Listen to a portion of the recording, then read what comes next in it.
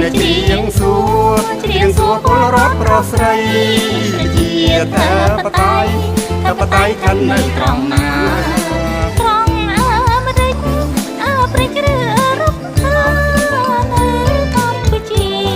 ប្រជាធិបតេយ្យបាថាត្រង់អាមេរិកអាហ្វ្រិកឬអាស៊ីថានៅកម្ពុជាប្រជាធិបតេយ្យបាថាសូមនៅច្រៀងប្រាប់ពលរដ្ឋប្រុសស្រីទៅជាធិបតេយ្យពលម្ចាស់អំណាចសូមនៅច្រៀងប្រាប់ពលរដ្ឋប្រុសស្រីទៅជាធិបតេយ្យពលម្ចាស់អំណាចពលប្រើសិទ្ធិ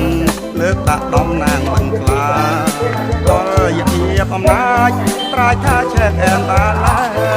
នពលប្រើសិទ្ធិលើកដាក់ដំណាងមិនខ្លាដល់យភាពអំណាចត្រាយថាឆែកអែនបាឡានឆែកអែនបាឡានមែនតែមានន័យដូចម្ដេច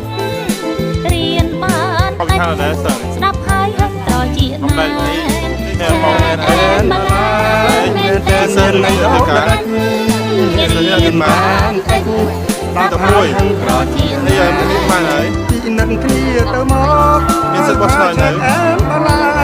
មានតែចូលអាចកំណត់បាននៅតាមនេះបោះឆ្នោតរំលោភមានឈប់បោះឆ្នោតដែរឬអត់ពីនិតគ្នាទៅមកហៅថាជាតែបលាច្បាប់កំណត់បានតាមរំលោភអំណាចគ្នាតាមរំលោភគ្នាខាងរំលោភខាងណាឬខាងអាញាធរំលោភប្រជាតាមរំលោភគ្នាខាងរំលោភខាងណាឬខាងអាញាធរំលោភប្រជាអាញាធប្រជារំលោភដូចគ្នាតាយន្តការកុំឲ្យរំលោភគ្នាទីអាញាធរំលោភដូចគ្នាតាយន្តការកុំឲ្យរំលោភគ្នាទី